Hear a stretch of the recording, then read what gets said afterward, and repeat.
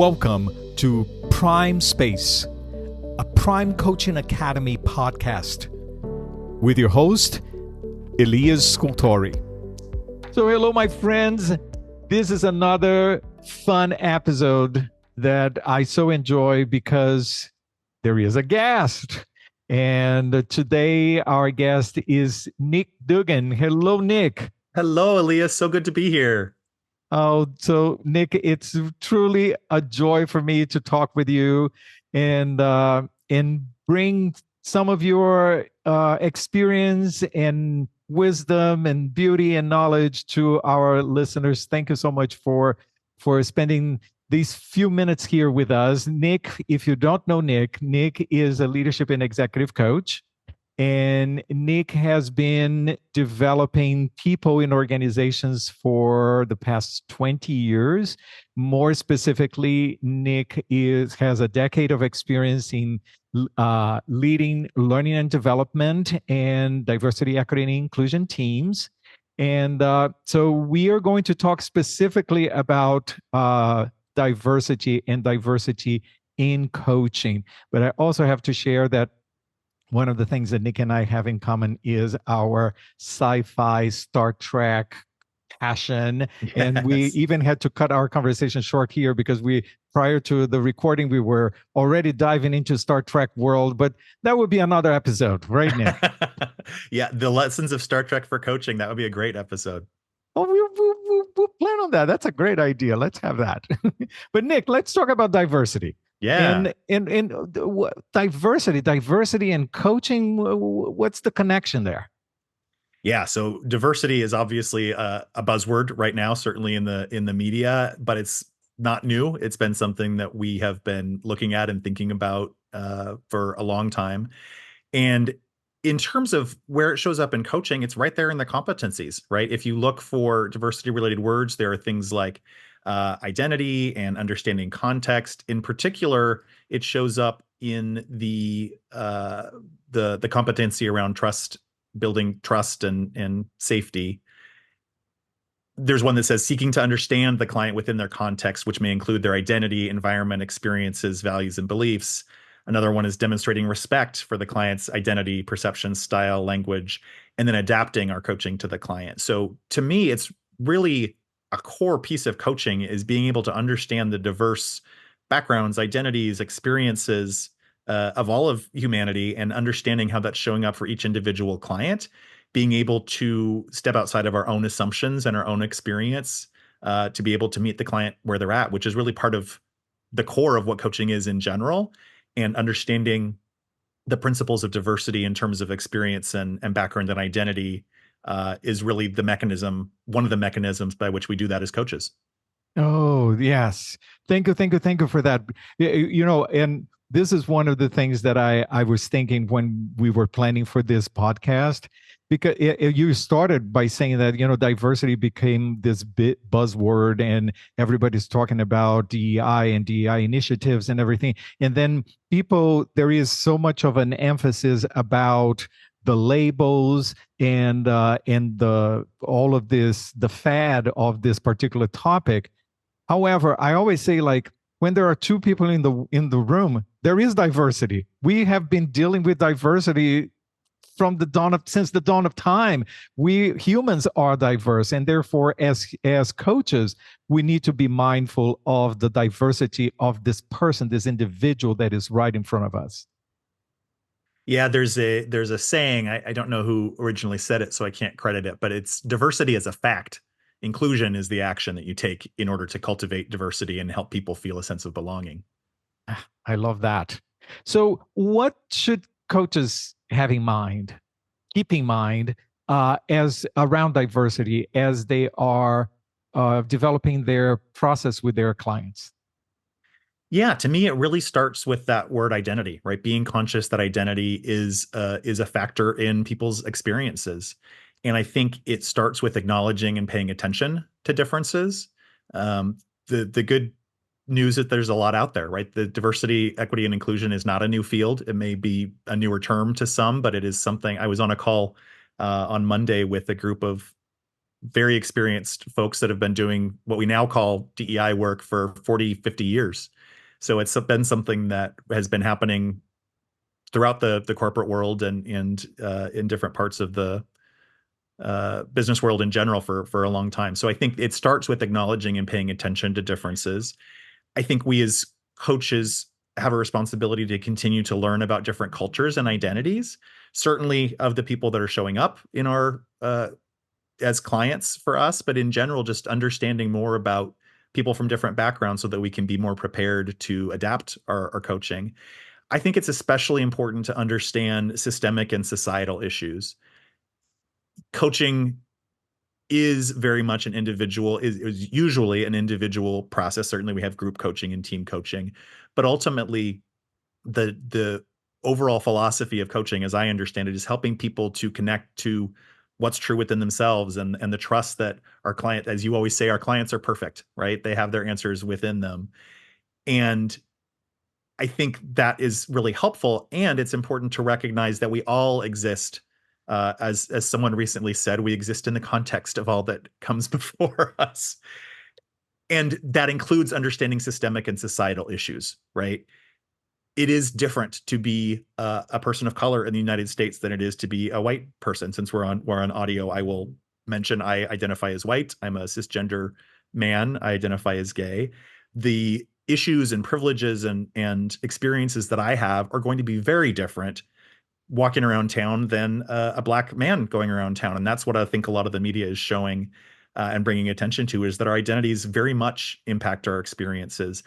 And not just when we're walking around town, when we're at work, when we're thinking about our careers. So as coaches, understanding that it's not just about individual experience, it's about these societal and systemic issues related to our identities, is very, very important in understanding that context that is mentioned in the competencies. Broadening our vision and understanding of the context of the other client.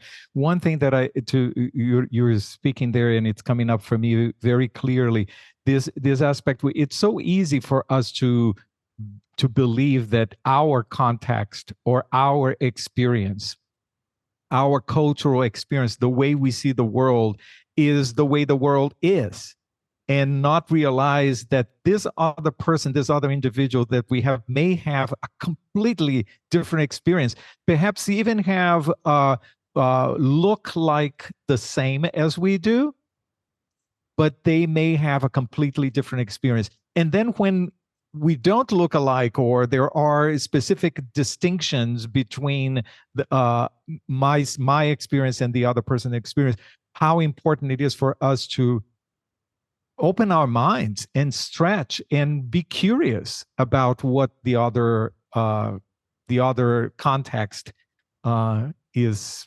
happening in the other individual. So thank you for bringing this up for us.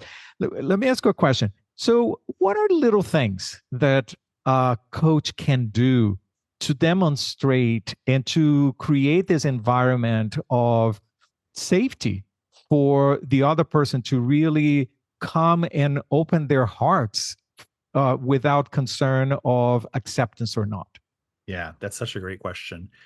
I think it really starts with things that we as coaches do long before we're in front of a client. I think it starts with acknowledging our own identities and where that positions us in relation to others. I will say, I feel comfortable talking about diversity on this podcast because of my corporate experience. I did lead a diversity, equity, and inclusion team, and I don't consider myself an expert on diversity in coaching. There are plenty of thought leaders that do think about that, and I have a particular perspective as a white man that you aren't going to hear from a woman of color or a trans person. And so I think I always like to say that in terms of you want to make sure that you're hearing from all different people, and in particular, learning about the experiences of a community from that community, right? So I certainly can't speak on the behalf of Asian or Latino or Black or trans folks. And so it's really important to seek out those sources, right? And finding there are plenty of people who talk openly about their experiences from different identity communities on LinkedIn, for example. I found that to be a tremendous place where people are very generous with sharing their experiences. Learning, reading books, finding information about different cultures, right? So that you can understand what are some of the general differences. Now, it's important not to group everyone together and say all women are this way or all non-binary people are that way. But there are general things that you can learn. There's a great book called The Culture Map by Aaron Meyer that focuses more on global culture, but it's about how do you adapt, if you're American working with a German client, or if you're working in an East Asian culture, there are differences that you can adapt to. And so there is great research and information out there. So I think part of it is doing that pre-work, right? So that you are coming not expecting there's something that I've heard from people from marginalized backgrounds is that they get very frustrated when people from a dominant background expect them to do the educating, right? So when especially if you identify as someone from a majority group, so men or white folks, don't expect someone for a person of color or women to be responsible for educating you. It's our responsibility to do that. Now, as coaches, of course, we always want to learn how it's showing up for that particular person. So I think to your point about simple things we can do, include it in your intake, right? It can be very simple, right? I ask a question, something like, I know that identity plays a big role in our experiences. I wanted to create a space for you to share what, if anything, around your identity, your background, your experiences might show up in our coaching relationship. Sometimes I don't have it right in front of me, so I can't read it verbatim, but I also acknowledge that we have different identities and our assumptions may be different. So I never force them to share, but I always say, I want to create this space if there's something you want to share. And it's interesting because there are some, visible differences that I expect, and that sometimes come up there. Sometimes I expect someone to say something about an identity and it's not really relevant for them. And then sometimes there are differences that you don't see, like neurodivergence or mental health. Or one woman that I spoke to said being a working mom was for her, which now that she said it, of course, that's a huge impact in terms of how we show up and how your career unfolds. But I hadn't had that in mind when I asked the question. So being able to just surface that, I think there are some small things that you can do to demonstrate that you are working on being open. For example, I think sharing your pronouns, if you're comfortable doing so, I think that's something that's not, the best thing for that is to be optional, because there are a lot of reasons why people might not want to share their pronouns. But the reason for people why you may see them sharing them on Zoom or in their email is to signal that we understand that gender is not binary and some people may use different pronouns. And so if people see that, it is a signal that you are being thoughtful about the role that identity plays. And then I think just continuing the conversation, right? I mean, I'm making sure that you're exposed to learning around diversity so that it's not just a one-time thing. You read the culture map and you put your pronouns in your bio and that's it. Finding people on LinkedIn or Instagram that are talking about issues around diversity so that you can start to understand on a longer term basis what are the issues and questions and challenges facing these communities, so that when you do have a client that identifies as a member of that community, while you are, of course, open to and tuning into how it shows up for them, being aware that, if a Black person was killed by police in the last week, they may not be in a place where they're really excited to talk about their career, right? So I think, I mean, that's a really tragic example that's unfortunately very prevalent in the United States, but having that awareness of what's impacting people based on their identity is really important to be aware of. Thank you. Thank you for that description there and all of these points. I appreciate this. This aspect that, diversity affects all of us. It's not just a United States issue. It's not just an issue about certain groups.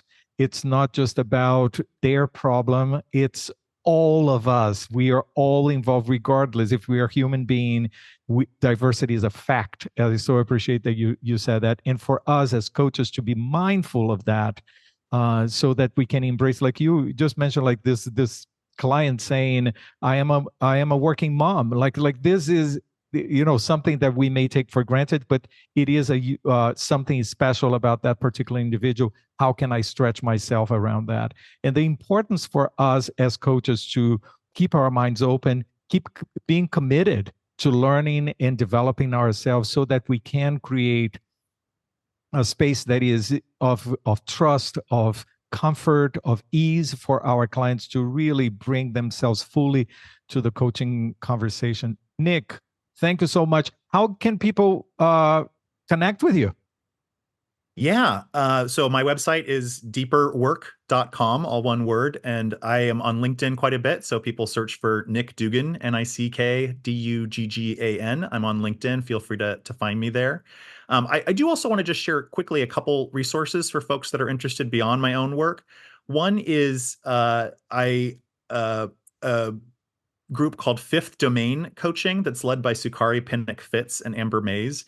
They've really done a great job of coming up with an extensive model and body of knowledge around incorporating DEI into coaching. So if you're interested in taking this further, they have some great resources.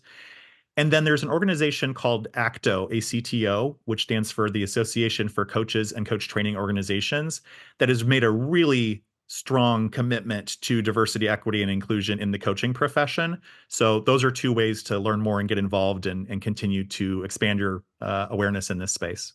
Oh, thank you. Thank you for those resources. I'm a member of ACTO, and they do a fantastic job. I so appreciate the effort and the stress on diversity that they are bringing. So thank you so much for this. Nick, I am sure that we are going to have another podcast another time. Maybe a Star Trek podcast. I don't know. Great. But thank you so much for this and for being here with us. Everyone, thank you so much for listening.